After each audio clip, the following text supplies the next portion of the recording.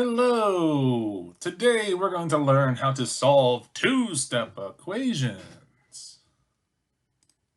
Steps to solving two-step equations. To solve an equation, we must do the inverse operation, or opposite operation, to isolate the variable.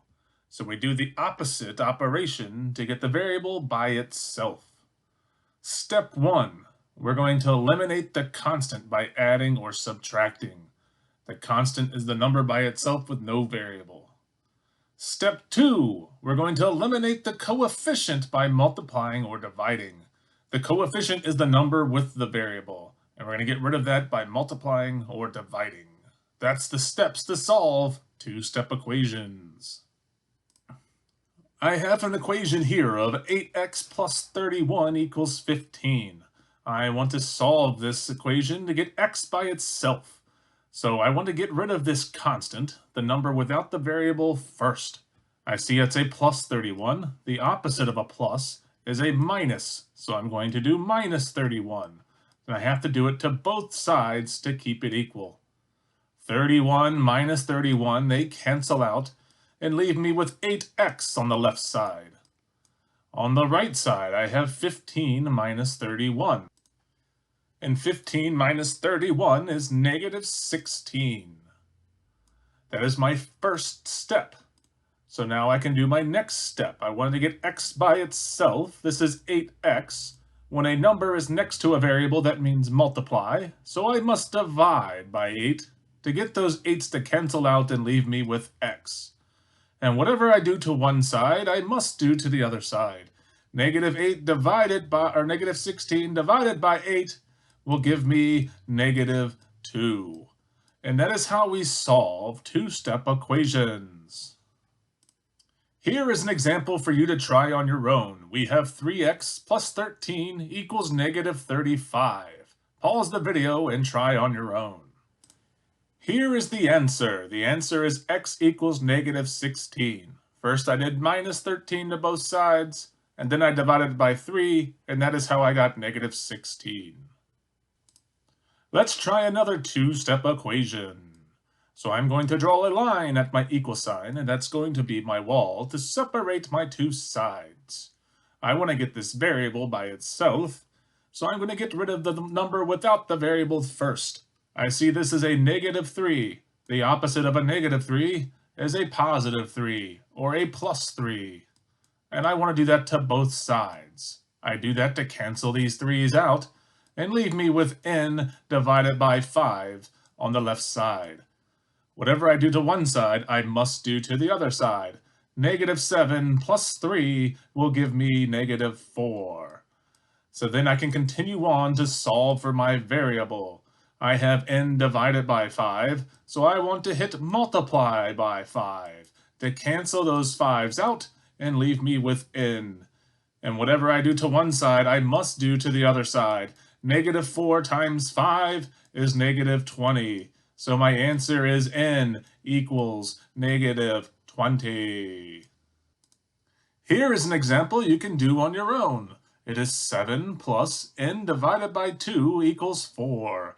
Go ahead and pause the video and solve this equation. The answer I got was n equals negative 6. And I got that because I subtracted 7 first, because this was a positive 7, so I did minus 7. And then I had n divided by 2, so then I times it by 2, because multiplication is the opposite of division. And negative 3 times 2 got me negative 6. Let's try another two-step equation. So I'm going to draw my line at my equal sign. I want to get this y by itself. So I get rid of this number without the y first. This is a plus 2. I always have to do the opposite, so I'm going to do minus 2 to cancel it out. And that would leave me with negative y over 6. And I have to do the same thing to the other side, so I'm going to minus 2 to this side. 4 minus 2 will give me 2. So now I have negative y divided by 6.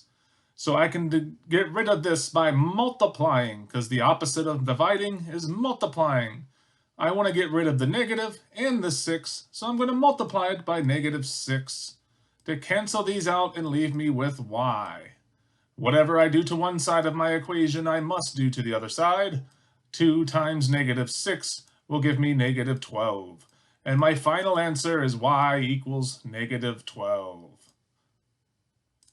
Here is another example you must do on your own. We have -y divided by 8 minus 3 equals -9. Pause the video and see if you can solve this equation. Hopefully you paused the video, solved it, and got y equals 48. I got 48 because I did a +3, because up here it says -3, and the opposite of minus is addition. -9 plus 3 got me -6. So then I times it by -8 because this y was being divided by -8. The opposite of divide is multiply, so -6 times -8 gave me 48. Okay, let's try one more two-step equation. So this one I have 2/3 x minus 4 equals 8. I'm going to draw a line at my equal sign. I know I want to get this x by itself, so I must get rid of that -4 first. So I'm going to do a +4 to get rid of this 4 and leave me with 2/3 x. Whatever I do to one side of my equation, I must do to the other. 8 plus 4 gives me 12. Now I have a fraction in front of my letter. When I have a fraction next to a letter or variable, the way we get rid of that is we must times it by the reciprocal.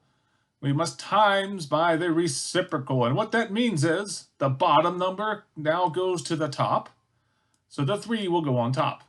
The top number now goes to the bottom. So that 2 will go on bottom. And we do that so these can cancel out and leave us with just one variable.